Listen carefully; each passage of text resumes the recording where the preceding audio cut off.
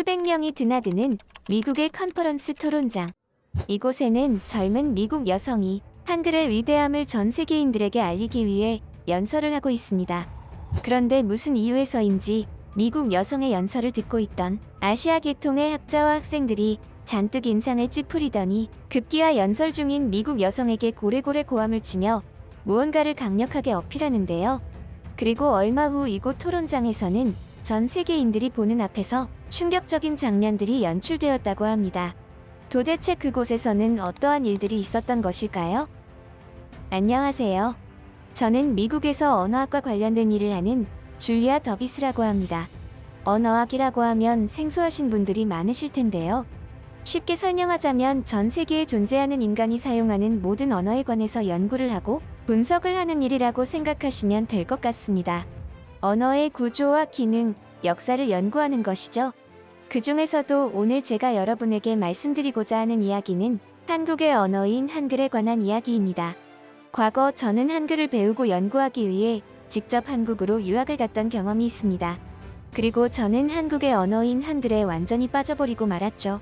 여러 언어 문자들을 보고 연구해왔던 저였지만 이토록 창의적이고 편리한 언어는 본 적이 없었기에 저로서는 신선한 충격과도 같았거든요. 그때부터 저는 한글을 지배하는 자들이 가까운 미래에 전 세계적으로 가장 강력한 영향력을 미치리라는 생각을 했습니다. 그랬기에 저는 수많은 미국인이 한글을 배우고 익혀서 미래를 준비해야 한다고 생각하는 입장이었고요. 마음 같아서는 전 세계인들에게 널리 한글의 위대함을 알리고 싶었지만 현실적으로 미국인들에게라도 알리고 싶었어요. 그렇게 저는 마냥 그러한 생각만을 가진 채로 일상을 지냈고 제 주변인들에게 늘 한글의 위대함에 대해서 알리고 퍼뜨렸습니다. 하지만 저는 그것만으로는 성에 차지 않았죠. 그래서 어떻게 하면 좀 더 효과적으로 한글을 널리 퍼뜨려서 미국에 긍정적인 영향력을 행사할 수 있을까 고민하던 차였어요. 그런데 바로 그때였습니다. 직장 동료를 통하여 그동안 제가 놓치고 있던 사실에 대해 떠올리게 되었죠. 나 이번에 열리는 대규모 컨퍼런스 토론장에 참여할 거야. 저번에 소규모 컨퍼런스에 한번 참여한 적이 있었는데 너무 도움이 되더라고. 이번에 열리는 컨퍼런스는 주제별로 다양한 토론이 열릴 계획인데 벌써 설렌다. 이런, 왜 그런 생각을 못했지? 저는 여태까지 제 주변 지인들에게만 한글의 역사와 위대함을 전파하는 것이 전부였는데 컨퍼런스를 통하여 토론의 장을 마련한다면 이보다 더 훌륭한 방법이 없을 것 같았습니다. 사실 친구들이나 주변 지인들은 제가 한글을 지금부터 미리 익히고 알아두라고 조언을 하면 콧방 귀를 뀌거나 대수롭지 않게 생각하는 사람들이 많았습니다. 원래 우리가 살아가는 지구상에서 많은 사람에게 큰 영감을 주고 영향력을 끼치는 사람들은 처음에는 무시를 당하거나 업신여겨진다는 것을 잘 알았기에 저 또한 크게 상심하지는 않았죠. 하지만 이번에야말로 더 많은 사람에게 한글에 대해서 알리고 긍정적인 영향력을 행사하게 된다면 제가 원하던 일들이 더욱 수월하게 진행될 것 같은 좋은 느낌을 받았습니다. 결국 꾸준하게 정진해 나가다 보면 저의 진심을 다른 사람들도 알아줄 것으로 생각했죠. 결국에는 콧방 귀를 뀌던 제 주변인들도 지금은 어느 정도 한글을 구사하는 사람들이 생겨나기 시작했거든요. 제가 참여하게 된 컨퍼런스는 미국 내에서도 큰 도심에서 열리는 컨퍼런스답게 그 규모가 어마어마했습니다. 물론 하나의 주제로 열리는 컨퍼런스는 아니었기에 가지각색의 다양한 주제에 관심이 있는 사람들이 모이다 보니 이 정도의 규모가 된 것이겠지만요. 제가 참여하기로 한 컨퍼런스 주제는 당연하게도 언어와 문자에 대한 주제였습니다. 이곳에서는 세계의 언어와 문자에 대한 역사와 그들의 특징에 대한 부분들을 서로 연구한 내용을 공유하고 토론을 하는 것이었죠. 저보다 순서가 먼저인 사람들이 자신이 준비해온 주제에 대해서 주장을 펼쳤고 그에 대한 가지각색의 질문들과 주장을 받아치며 열정적인 토론이 진행되었습니다. 그 중에서는 미국식 영문에 대한 학술 발표도 있었고 중국의 한자에 대한 발표 내용도 있었죠. 하지만 제가 준비해온 한글에 관한 내용은 단 한 명도 발표를 준비한 사람이 없었습니다.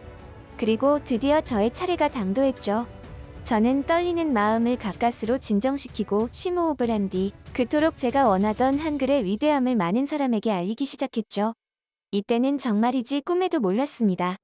저에게 그러한 일들이 생길 것이라고는 말이에요.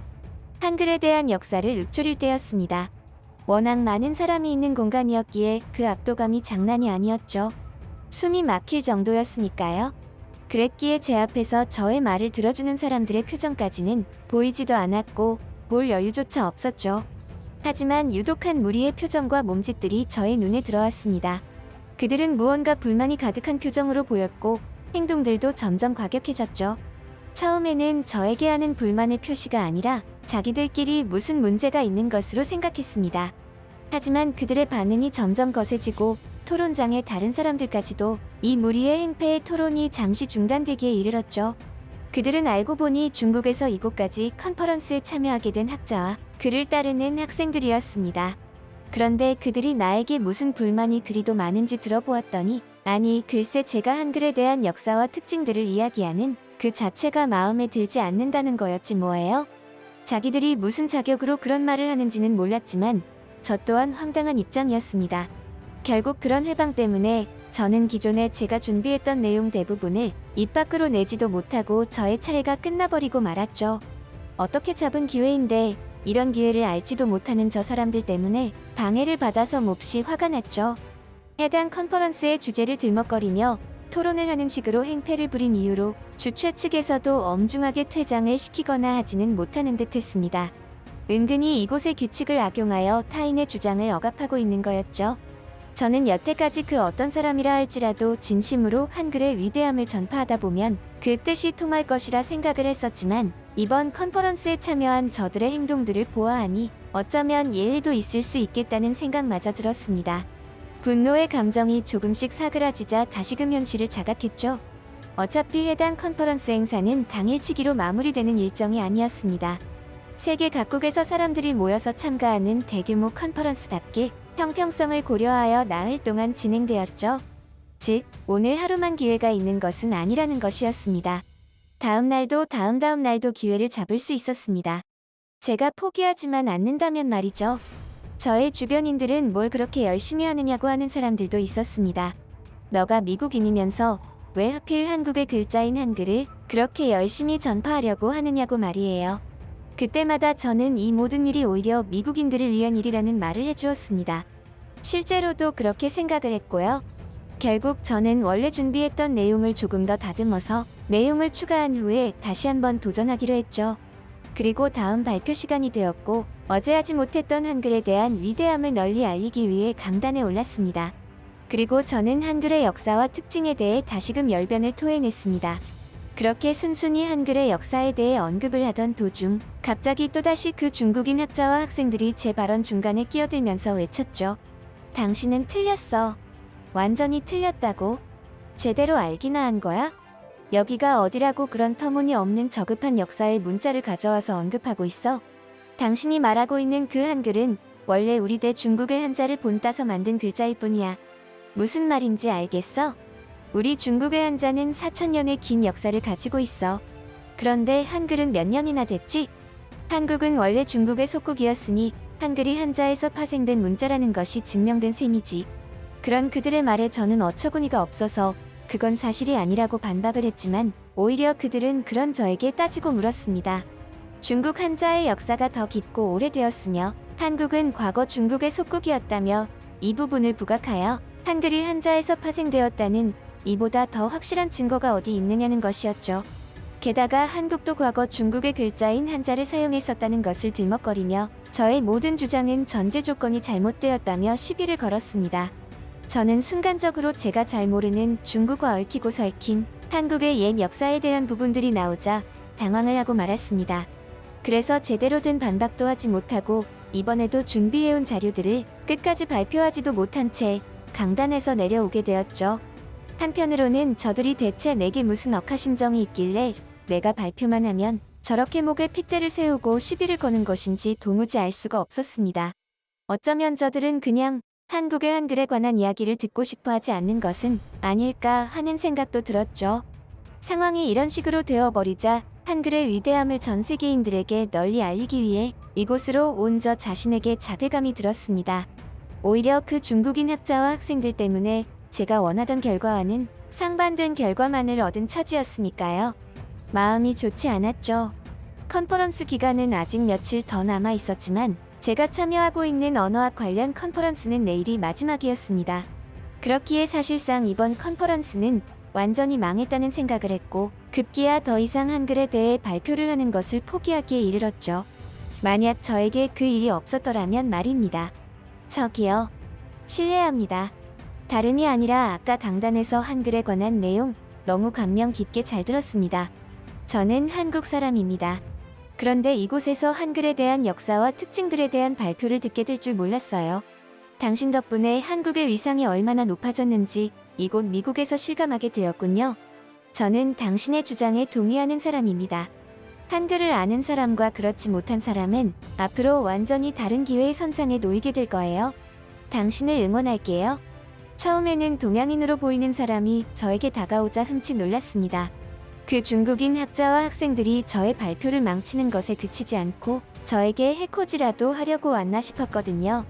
하지만 자신을 한국인이라 소개한 그분은 저의 발표에 진심으로 감명을 받았다며 저를 응원하겠다는 말까지 하는데 저도 모르게 눈물이 앞을 가리더군요.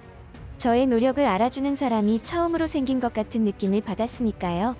복잡한 심경이었죠. 그리고 저는 속으로 다짐했습니다. 저분을 위해서라도 내가 여기에서 포기하면 안 되겠다는 다짐을요. 되든 안 되든 마지막까지 최선을 다하는 것이 저에게도 더 의미 있는 시간이 될 것이라 생각했죠. 컨퍼런스의 마지막 날이 되었습니다. 저는 다시금 강단에 올랐고 마지막이었지만 처음으로 다시 시작한다는 마음가짐으로 임했습니다. 그 어느 때보다도 침착함을 유지했죠. 그동안 방해 때문에 다하지 못한 한글의 역사와 특징에 대해 많은 사람 앞에서 이야기했습니다. 한글은 위대한 문자이며 앞으로 전 세계적으로 큰 영향력을 행사하게 될 것으로 생각합니다. 한글은 15세기 중엽 세종대왕에 의해 창제된 한국 고유의 문자입니다. 단순히 표음 문자의 역할을 넘어 과학적이고 효율적인 구조를 바탕으로 독창적인 창작 과정과 다양한 장점이 있는 위대한 언어로 평가받고 있죠. 특히 한글은 과학적이고 체계적인 문자 구조가 돋보입니다. 자음 14개와 모음 10개를 기본으로 소리를 내는 기관의 모양과 혀의 위치를 나타내는 획으로 구성되죠. 이는 소리나는 방식을 직관적으로 표현하는 과학적인 방식이며 다른 언어의 문자 체계와는 완전히 차별화되는 중요한 특징이라 하겠습니다. 그리고 다음으로 말을 이어나가려는데 정말이지 지긋지긋한 얼굴과 표정들이 저의 눈에 들어왔죠. 아니나 다를까 그 중국인 학자와 학생들이 이번에도 저의 발표 시간에 때마침 찾아와서 잔뜩 심술궂은 표정을 짓고 있더군요. 불길한 예감은 한치의 예상을 벗어나지 않는 그런 상황이었습니다. 그리고 그들은 저에게 또다시 시비를 걸어왔죠. 내가 어제 분명히 말하지 않았느냐고. 그런데도 그런 소국의 언어를 이런 곳에까지 가지고 와서 토론을 논할 가치가 있는 것이냐고 했죠. 그럴 시간에 우리 대 중국의 한자에 대한 것들을 알아보는 것이 더 효율적인 시간을 가질 수 있을 것이라는 주장도 함께였습니다. 하지만 저는 더 이상 물러날 곳이 없었습니다. 오늘은 기필코 제가 해야 할 말들을 전부 다 하고야 말겠다고 다짐했기에 흔들리지 않았죠. 그래서일까요? 저는 다소 도발적이면서도 충격적인 발언을 해버리고 말았습니다. 제가 발표를 하는 시간만 되면 이제는 당신들이 찾아와서 회방하는군요. 그렇다면 저도 조금 더 직설적으로 말해볼까요?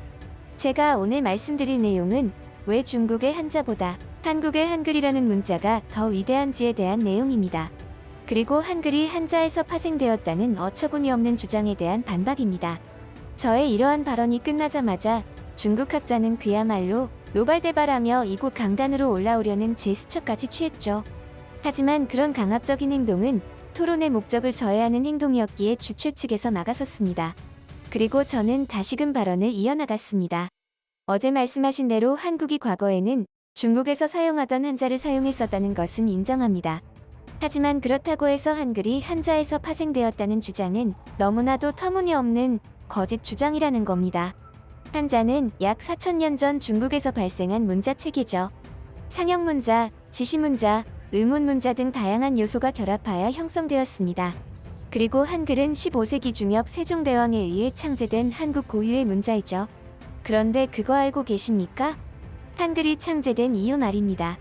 당시 한국의 사회는 한자를 주로 사용했지만 한자는 배우기가 너무 어렵고 백성이 쉽게 접근하기가 어려웠습니다. 이런 문제를 해결하고 모든 백성이 쉽게 배우고 사용할 수 있는 문자를 만들기 위해서 세종대왕이 창제한 것이죠. 탄생 기원부터가 남다른 문자라는 것입니다.